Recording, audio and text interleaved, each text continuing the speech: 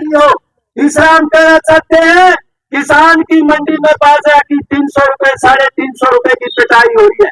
पहले कह रहे थे हम 2775 पर खरीदेंगे, बाजरा नहीं खरीदा इन्होंने और लूटने के लिए छूट दे दी प्राइवेट लोगों को, और बाजरा नहीं खरीद रही, 300 350 नुकसान हो रहा है। 2775 है, बाजरा 1800 1850 तक बिक रहा है, खरीद नहीं कर रही सरकार। कपास 8100 रुपए है, 6000 से 6000 7000 तक बिक रही है, 1500 उसमें नुकसान हो रहा है। धान नहीं खरीद रहे, मूंग नहीं खरीद रहे, और किसान बड़ा परेशान है। डीएपी यूरिया खाद के लिए दर दर की ठोकरें खाता है, कभी प्रशासन के पास आता है, कभी कोऑपरेटिव स्टोर के आके 4 बजे आ जाते हैं, वो खाद नहीं मिलती। इसलिए हम कहना चाहते हैं, किसान की जिंस नहीं खरीद रहे, किसान को डीएपी यूरिया खाद नहीं मिल रही, किसान को बर्बाद फसल का मुआवजा नहीं मिल रहा, मजदूरों को काम नहीं मिल रहा। हरियाणा सरकार घोर उपेक्षा कर रही है किसान मजदूरों के, और कोई सुनाई नहीं कर रही। 93 दिन से हमारे साथी मुहारू में बैठे हैं, 93 दिन से बहुत बड़ा घोटाला कर रखा है।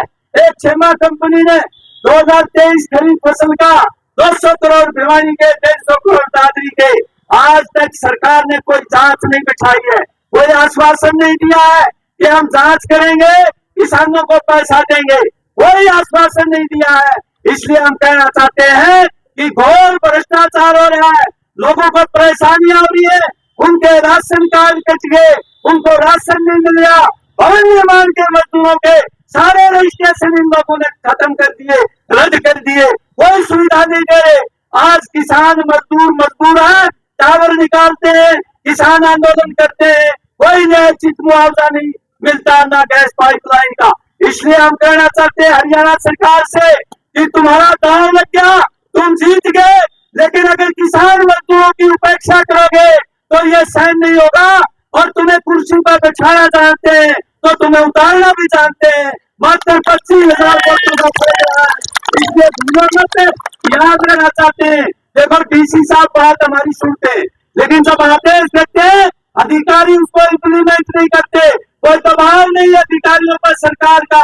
इसलिए हम कहना चाहते हैं, सचेत करना चाहते हैं कि इन लोगों की बात सुनो, आक्रोशित हो जाएंगे तो तुम्हारे काबू में नहीं रहेंगे, ये बताना चाहते हैं। इसलिए समय रहते जन निकासी करो, मुआवजा दो, घरों के जो नष्ट हो गए उनका न्यायोचित मुआवजा दो, मजदूरों को काम लगाओ, और बीमा फ्रॉड की जांच करके किसानों को पैसा दो, ये बात हम कहना चाहते हैं।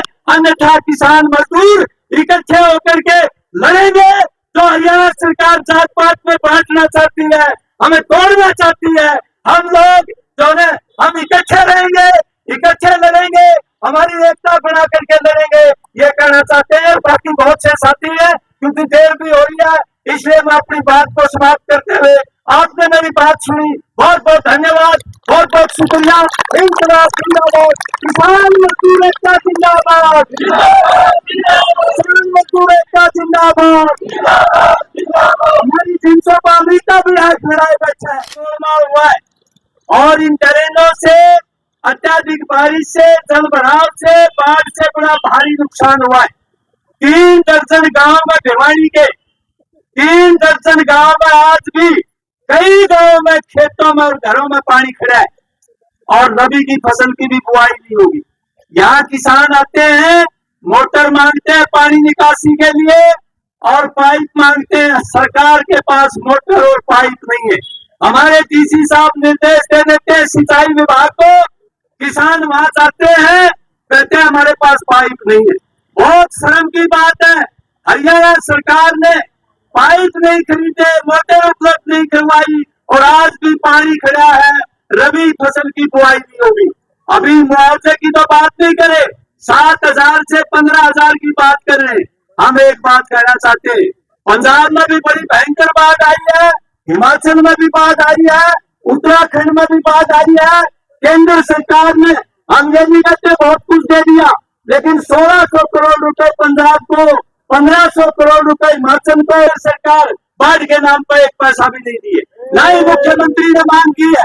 और हरियाणा में 6,000 गांव में 31 लाख एकड़ जमीन जो है खरीफ फसल बर्बाद हो गई है, कोई मुआवजा नहीं दे रहे, हम ये कहना चाहते हैं 1 लाख रुपए प्रति एकड़ किसान को मिले, मजदूरों को भी मुआवजा मिले।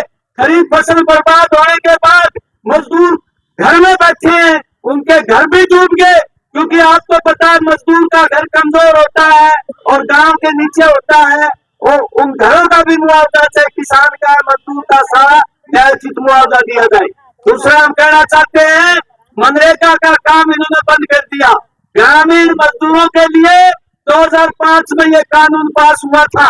अब हरियाणा सरकार और केंद्र सरकार किसी गांव में मनरेगा नहीं लगाती। पहले नहरों की सफाई, नालों की सफाई ये मनरेगा के तहत काम था। अब टोटली बंद कर दिया इन्होंने। मजदूरों को भूखा मरने पर मजबूर करेंगे बताना चाहते हैं। इसलिए बाढ़ पीड़ित और जलभराव पीड़ित गांव में ये आई हुई है। तिगराना की बहनें हैं, चाटू लुहारी की है और जो बापोड़ा की है, घुसकानी की है।